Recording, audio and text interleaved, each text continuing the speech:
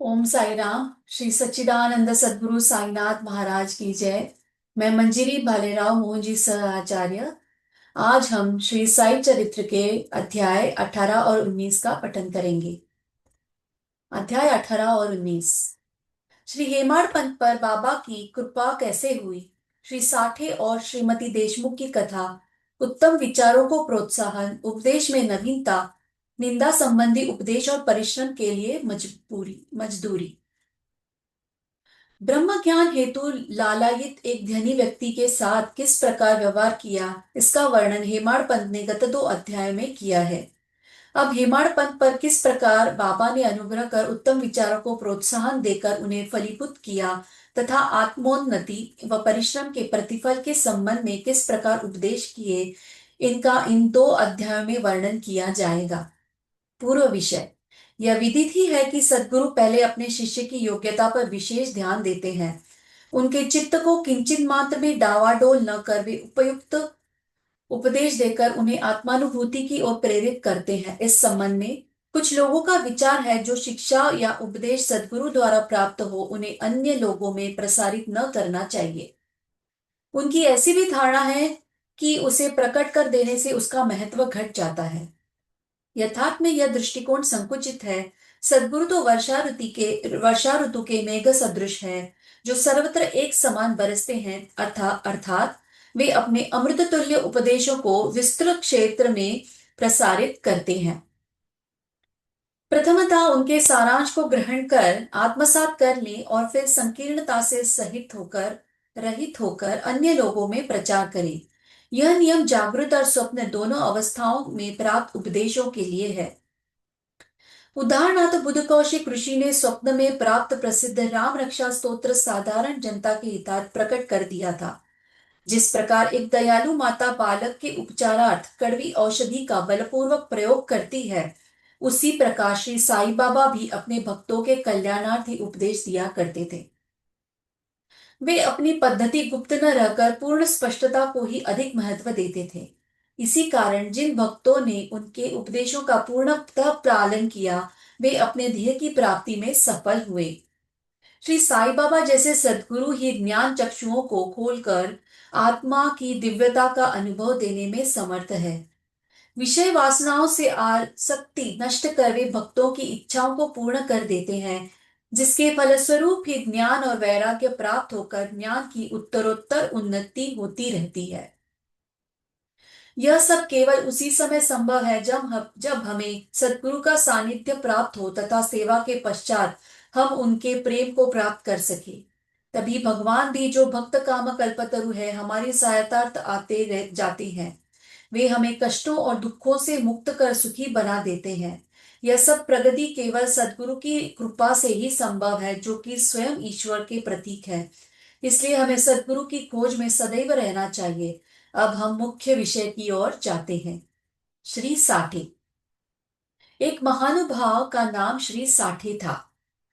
काफड़ के शासनकाल में कई वर्ष पूर्व उन्हें कुछ ख्याति प्राप्त हो चुकी थी। इस शासन का बंबई के गवर्नर लॉर्ड रे ने दमन कर दिया था।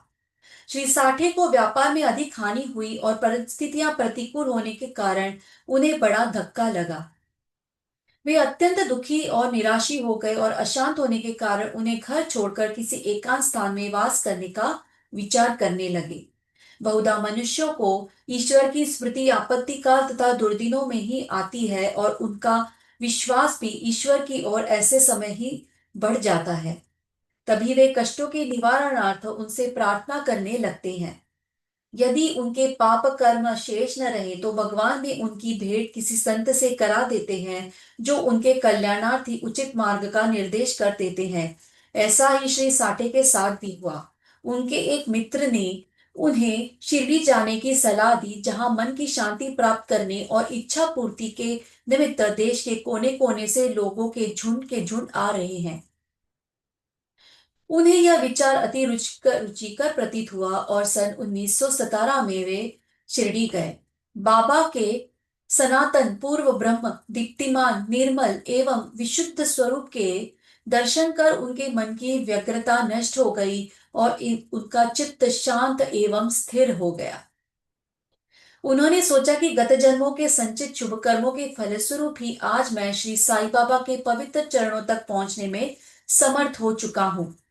श्री साठे दृढ़ संकल्प के व्यक्ति थे, इसलिए उन्होंने शीघ्र ही गुरु चरित्र का पारायण प्रारंभ कर दिया। जब एक सप्ताह में ही चरित्र की प्रथम आवृत्ति समाप्त हो गई, तब बाबा ने उसी रात्रि को उन्हें एक स्वप्न दिया जो इस प्रकार है। बाबा अपने हाथ में चरित्र लिए हुए हैं और श्री साठे को कोई विषय समझा रहे हैं तथा श्री साठे सम्मुख बैठे ध्यान पूर्वक श्रवण कर रहे हैं। जब उनकी निद्रा भंग हुई तो स्वप्न को स्मरण कर वे बहुत प्रसन्न हुए। उन्होंने विचार किया कि यह बाबा की अत्यंत कृपा है जो इस प्रकार अचेतनावस्था में पड़े हुए को जागृत कर उन्हें गुरु चरित्र का अमृतपान करने का अवसर प्रदान करते हैं। उन्होंने यह स्वप्न श्री काका साहब दीक्षित को सुनाया और श्री साईं बाबा के पास प्रार्थना करने को कहा कि इसका यथार्थ अर्थ क्या है और क्या एक सप्ताह का पारायण ही मेरे लिए पर्याप्त है अथवा उसे पुनः प्रारंभ करूं। श्री काका साहब दीक्षित ने उचित अवसर पाकर बाबा से पूछा कि हे देव, उस दृष्टांत से आपने श्री साठे को क्या उपदेश दिया है? क्या वे पारायण सप्ताह स्थगित कर दे? वे एक सरल हृदय भक्त हैं, इसलिए उनकी मनोकामना आप पूर्ण करें और हे देव, कृपा कर उन्हें इस स्वप्न का यथार्थ अर्थ भी समझा दे। तब बाबा बोले कि उन्हें गुरु चरित्र का एक सप्ताह और पारायण करना उचित है। यदि वे ध्यान पूर्वक पाठ करेंगे तो उनका चित्त शुद्ध हो जाएगा और शीघ्र ही कल्याण होगा। ईश्वर भी प्रसन्न होकर उन्हें भव बंधन से मुक्त कर देंगे। इस अवसर पर श्री हेमाड़ पंत भी वहां उपस्थित थे और बाबा के चर कमलों की सेवा कर रहे थे। बाबा के वचन सुनकर उन्हें विचार आया कि साठे को केवल सप्ताह के पारायण से ही मनोवांछित फल की प्राप्ति हो गई, जबकि मैं गत 40 वर्षों से गुरु चरित्र का पारायण कर रहा हूं, जिसका परिणाम अब तक न निकला। उनका केवल 7 दिनों का शिरडी निवास सफल हुआ और मेरा गत 7 वर्ष का 1910 से 1917 सहवास क्या व्यर्थ हो गया। चातक पक्षी के समान मैं सदा उस कृपा धन की राह देखता रहता हूं जो मेरे ऊपर अमृत वर्षा करे। वे कब मुझे अपने उपदेश उपदेश देने की कृपा करेंगे, ऐसा विचार उनके मस्तिष्क में आया ही था कि बाबा को सब ज्ञात हो गया। ऐसा भक्तों ने सदैव ही अनुभव किया है कि उनके समस्त विचारों को जानकर बाबा तुरंत कुविचारों का दमन कर उत्तम विचारों को प्रोत्साहित करते थे। हिमाड़बंद का ऐसा विचार जानकर बाबा ने तुरंत आज्ञा दी कि श्यामा के यहाँ जाओ और कुछ समय उनसे वार्तालाप कर 15 रुपए दक्षिणा ले आओ। बाबा को दया आ गई थी, इसी कारण उन्होंने ऐसी आज्ञा दी। उनकी अवज्ञा करने का साहस भी किसे था। श्री हेमाड़पंत शीघ्र श्यामा के घर पहुंचे। इस समय पर श्यामा स्नान कर धोती पहन रहे थे। उन्होंने बाहर आकर हेमाड़पंत से पूछा कि आप यहाँ कैसे? जान पड़ता है आप मस्जिद से ही आ रहे हैं और आप ऐसे व्यथित और उदास क्यों हैं? आप अकेले ही क्यों आए हैं? आइए, बैठिए और थोड़ा विश्राम तो कीजिए। जब तक मैं पूजन आदि से भी निवृत्त हो जाऊं, तब तक आप कृपा करके पान आदि ले। इसके पश्चात ही हम और आप सुखपूर्वक वार्तालाप करेंगे। ऐसा कहकर वे भीतर चले गए। दालान में बैठे बैठे हेमाड़पंत की दृष्टि अचानक खिड़की पर रखी नाथ भागवत पर पड़ी। नाथ भागवत श्री एकनाथ द्वारा महाभागवत के 11वें स्कंद पर मराठी भाषा में की हुई एक टीका है। श्री साईं बाबा की आज्ञा अनुसार श्री बापू साहेब जोग और श्री काका साहेब दीक्षित शिरडी में नित्य भगवत गीता का मराठी टीका सहित, जिसका नाम भावार्थ दीपिका या ज्ञानेश्वरी है, कृष्ण और भक्त अर्जुन संवाद, नाथ भागवत, श्री कृष्ण उद्धव संवाद और एकनाथ का महान ग्रंथ भावार्थ रामायण का पठन किया करते थे। जब भक्तगण बाबा से कोई प्रश्न पूछने जा आते तो वे कभी आंशिक उत्तर देते और कभी उनको उपर्युक्त भागवत तथा प्रमुख ग्रंथों का श्रवण करने को कहते थे, जिन्हें सुनने पर भक्तों को अपने प्रश्नों के पूर्णतया संतोषप्रद उत्तर प्राप्त हो जाते थे। श्री हेमाड़पंत भी नित्य प्रति नाथ भागवत के कुछ अंशों का पाठ किया करते थे। आज प्रातः मस्जिद को जाते समय कुछ भक्तों के सत्संग के कारण उन्होंने नित्य नियमानुसार पाठ अधूरा छोड़ दिया था। उन्होंने जैसे ही वह ग्रंथ उठाकर खोला तो अपने अपूर्ण भाग का पृष्ठ सामने देखकर उनको आश्चर्य हुआ। उन्होंने सोचा कि बाबा ने इसी कारण ही मुझे यहाँ भेजा है ताकि मैं अपना शेष पाठ पूरा कर लूं, और उन्होंने शेष अंश का पाठ आरंभ कर दिया। पाठ पूर्ण होते ही श्यामा भी बाहर आए और उन दिनों में वार्तालाप होने लगा। हेमाड़पंत ने कहा कि मैं बाबा का एक संदेश लेकर आपके पास आया हूँ। उन्होंने मुझे आपसे 15 रुपए दक्षिणा लाने तथा थोड़ी देर वार्तालाप कर आपको अपने साथ लेकर मस्जिद वापस आने की आज्ञा दी। श्यामा आश्चर्य से बोले, मेरे पास तो एक फूटी कौड़ी भी नहीं है, इसलिए आप रुपयों के बदले दक्षिणा में मेरे 15 नमस्कार ही ले आओ। तब हेमाड़पंत ने कहा कि ठीक है, मुझे आपके 15 नमस्कार ही स्वीकार है। आइए अब हम कुछ वार्तालाप करें और कृपा कर बाबा की कुछ लीलाएं आप मुझे सुनाएं जिससे पाप नष्ट हो।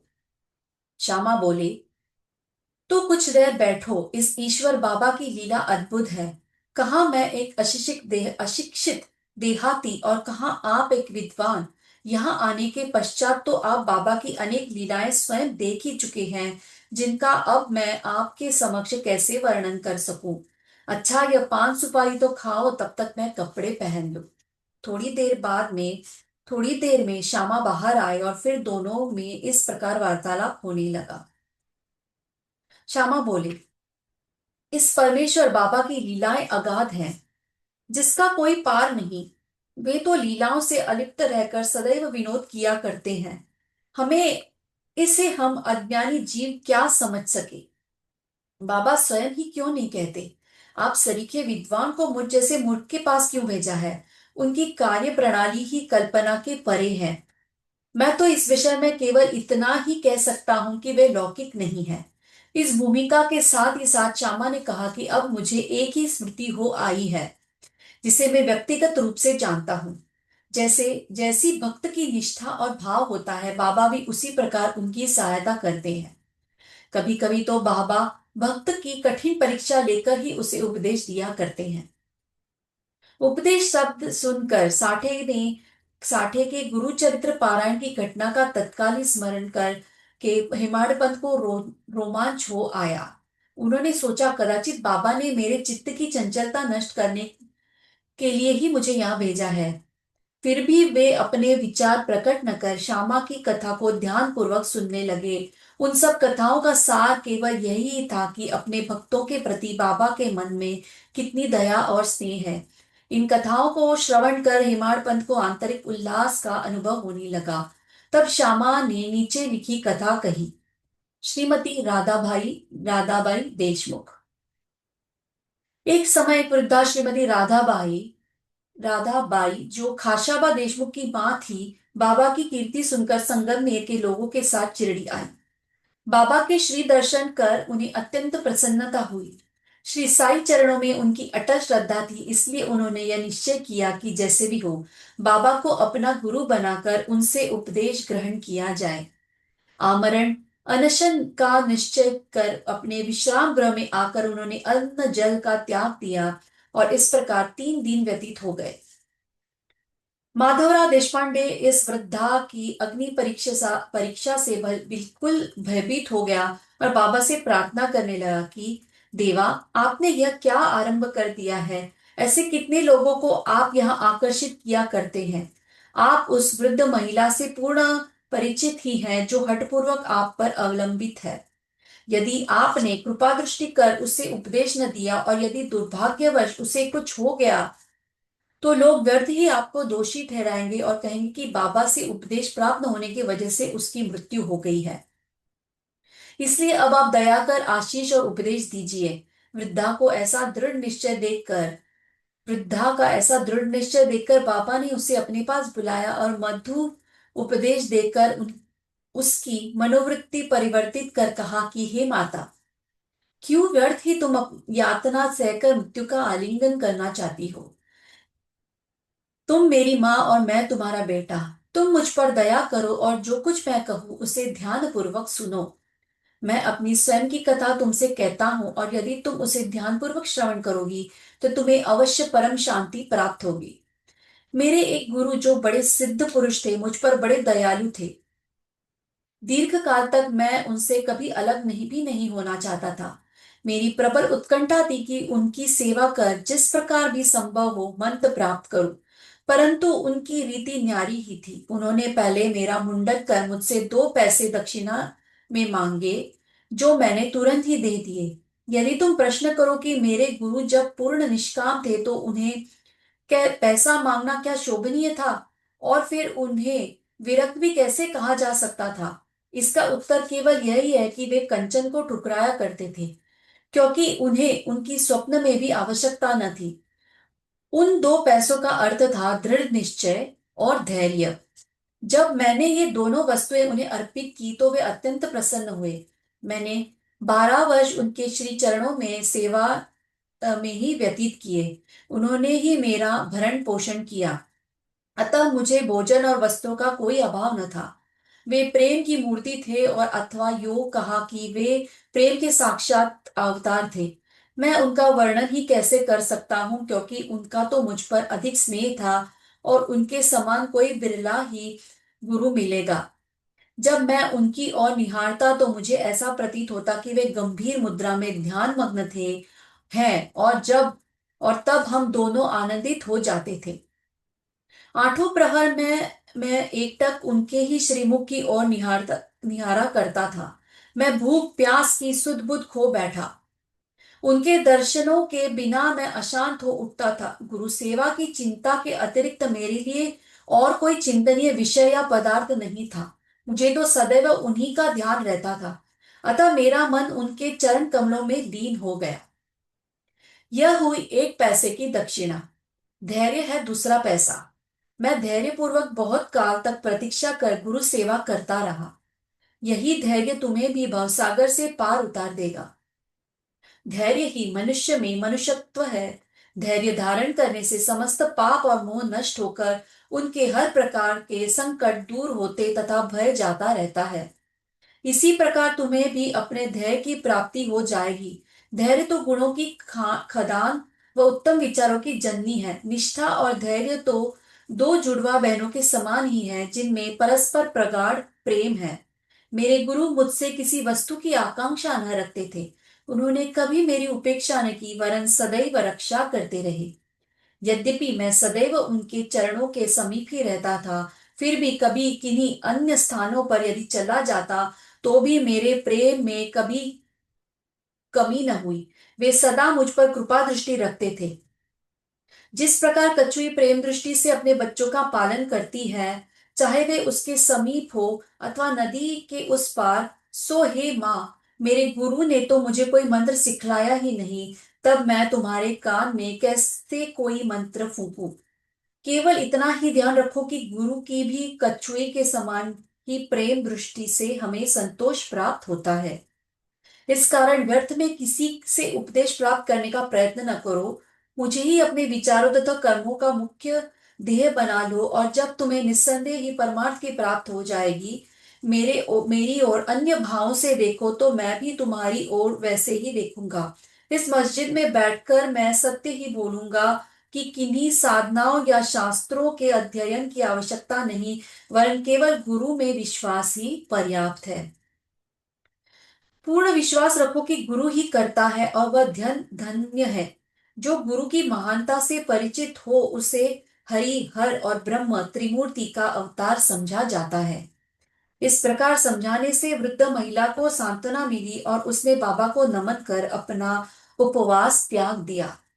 यह कथा ध्यान पूर्वक एकाग्रता से श्रवण कर तथा उसके उपयुक्त अर्थ पर विचार कर हेमाडपंत को बड़ा आश्चर्य हुआ।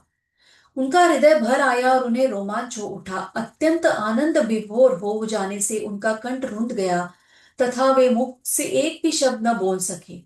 उनकी ऐसी स्थिति देखकर श्यामा ने पूछा कि आप ऐसे स्तब्ध क्यों हो गए, बात क्या है। बाबा की तो इस प्रकार की लीलाएं अगणित है, जिनका वर्णन मैं किस मुख से करूं। ठीक उसी समय मस्जिद में घंटानाद होने लगा, जो कि मध्याह्न पूजन तथा आरती के आरंभ का द्योतक था।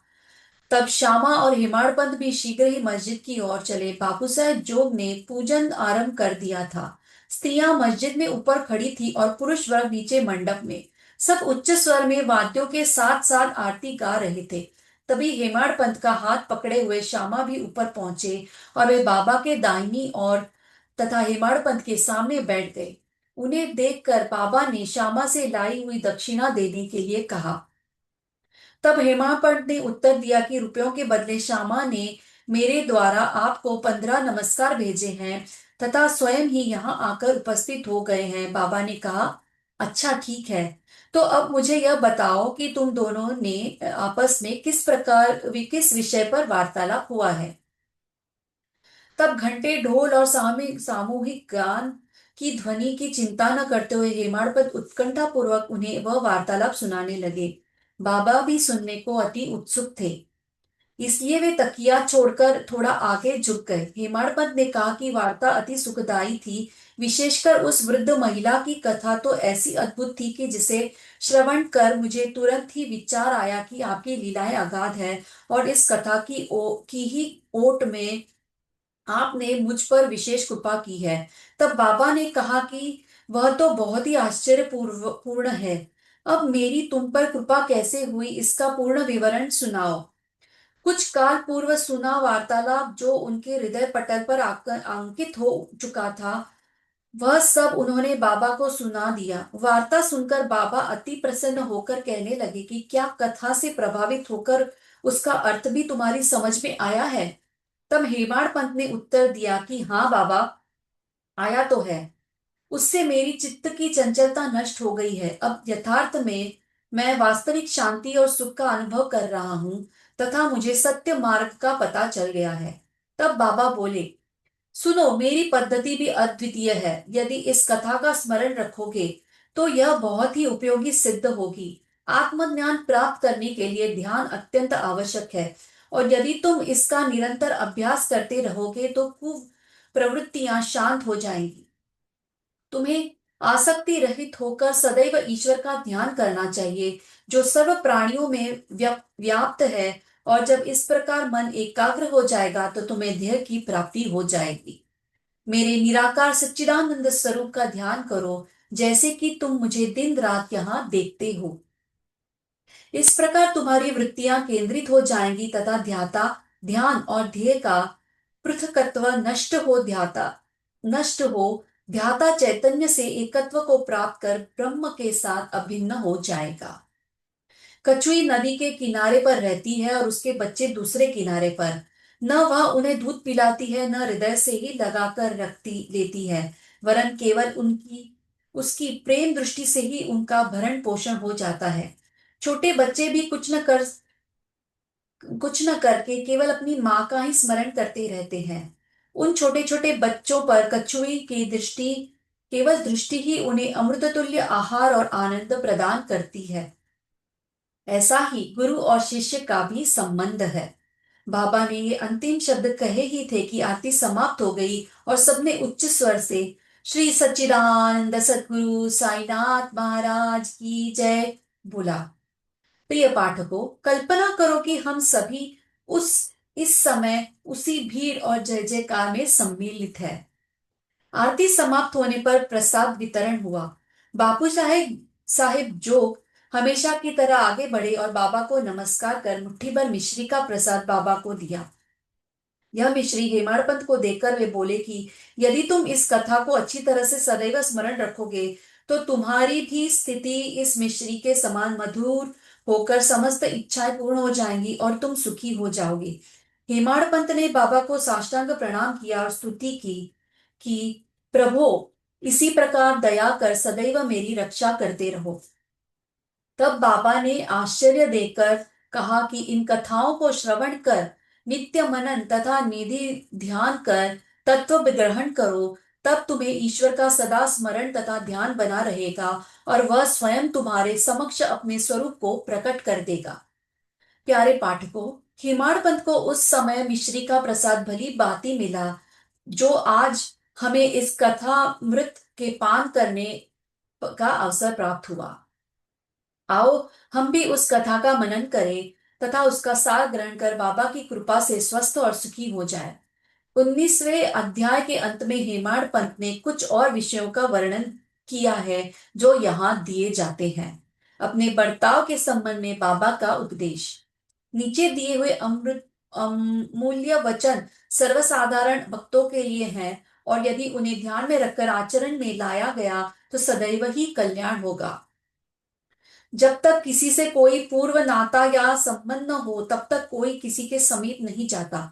यदि कोई मनुष्य या प्राणी तुम्हारे समीप आए तो उसे घृणा से न ठुकराओ। उसका स्वागत कर आदर पूर्वक बर्ताव करो। यदि त्रुषित को जल सुधा, पीड़ित को भोजन, नंगे को वस्त्र, आगंतुक को अपना दालान विश्राम करने को दोगे तो भगवान श्री हरि तुमसे निस्संदेह प्रसन्न होंगे। यदि कोई तुमसे द्रव्य याचना करे और तुम्हारी इच्छा देने की न हो तो न दो, परंतु उसके साथ अभद्र व्यवहार न करो। तुम्हारी कोई कितनी ही निंदा क्यों न करे, फिर भी कटु उत्तर देकर तुम उस पर क्रोध न करो। यदि इस प्रकार ऐसे प्रसंगों से सदैव बचते रहोगे तो यह निश्चित है कि तुम सुखी रहोगे। संसार चाहे उलट पलट हो जाए परंतु तुम्हें स्थिर रहना चाहिए। सदा अपने स्थान पर दृढ़ रहकर गतिमान दृश्य को शांति पूर्वक देखो। एक को दूसरे से अलग रखने वाले भेद द्वैत की दीवार नष्ट कर दो, जिससे अपना मिलन पथ सुगम हो जाए। द्वैत भाव अर्थात मैं और तू ही भेद वृत्ति है, जो शिष्य को अपने गुरु से पृथक कर देती है। इसलिए जब तक इसका नाश न हो जाए तब तक अभिन्नता प्राप्त करना संभव नहीं है। अल्लाह मालिक अर्थात ईश्वर ही सर्वशक्ति समान है, और उसके सिवा अन्य कोई रक्षण संरक्षण करता नहीं है। उनकी कार्य प्रणाली अलौकिक, अनमोल और कल्पना से परे है। उनकी इच्छा से ही सब कार्य होते हैं। वे ही मार्ग प्रदर्शन कर सभी इच्छाएं पूर्ण करते हैं। ऋणानुबंध बंधन के कारण ही हमारा समागम होता है, इसलिए हमें परस्पर प्रेम कर एक दूसरे की सेवा कर सदैव संतुष्ट रहना चाहिए। जिसने अपने जीवन का ध्येय ईश्वर दर्शन पा लिया है वही धन्य और सुखी है। दूसरे तो केवल कहने को ही जब तक प्राण है तब तक जीवित है। उत्तम विचारों को प्रोत्साहन।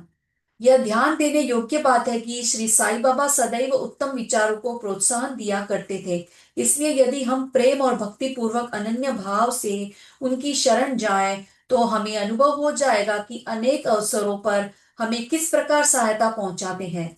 किसी संत का कथन है कि यदि प्रातःकाल तुम्हारे हृदय में कोई उत्तम विचार उत्पन्न हो और यदि तुम उसका स्मरण दिन भर करो तो वह तुम्हारा विवेक अत्यंत विकसित और चित्त प्रसन्न कर देगा। हेमाडपंत भी इसका अनुभव करना चाहते थे, इसलिए इस पवित्र शिरडी भूमि पर अगले गुरुवार के समुच दिन नाम स्मरण और कीर्तन में ही व्यतीत करूं, ऐसा विचार कर वे सो गए। दूसरे दिन प्रातःकाल उठने पर उन्हें सहज ही राम नाम का स्मरण हो गया, जिससे वे प्रसन्न हुए और नित्य कर्म समाप्त कर कुछ पुष्प लेकर बाबा के दर्शन करने गए। जब वे दीक्षित वाड़ा कर बूटीवाड़े के समीप जा रहे थे तो उन्हें एक मधुर भजन की ध्वनि जो मस्जिद की ओर से आ रही थी सुनाई पड़ी। एकनाथ का यह भजन औरंगाबाद कर मधुर लयपूर्वक बाबा के समक्ष गा रहे थे।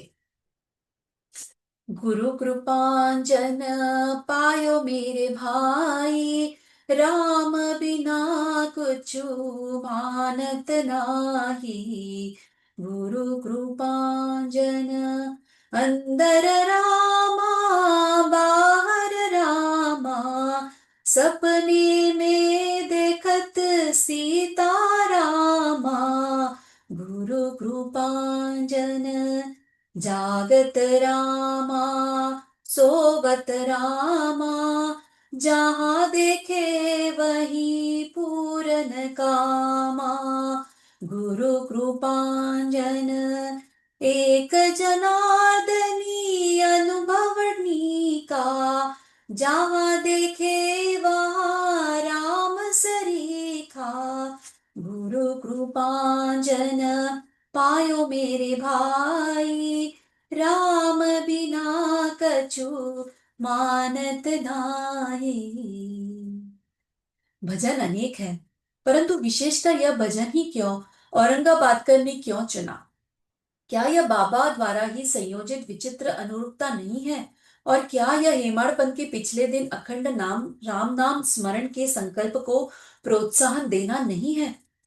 सभी संतों का इस संबंध में एक ही मत है और सभी राम नाम के जाप को प्रभावकारी तथा भक्तों की इच्छा पूर्ति और सभी कष्टों से छुटकारा पाने के लिए इसे एक अमोघ उपाय बतलाते हैं। निंदा संबंधी उपदेश। उपदेश देने के लिए किसी विशेष समय या स्थान की प्रतीक्षा न कर बाबा यथायोग्य समय पर ही स्वतंत्रता पूर्वक उपदेश दिया करते थे। एक बार एक भक्त ने बाबा की अनुपस्थिति में दूसरे लोगों के सम्मुख किसी की निंदा की।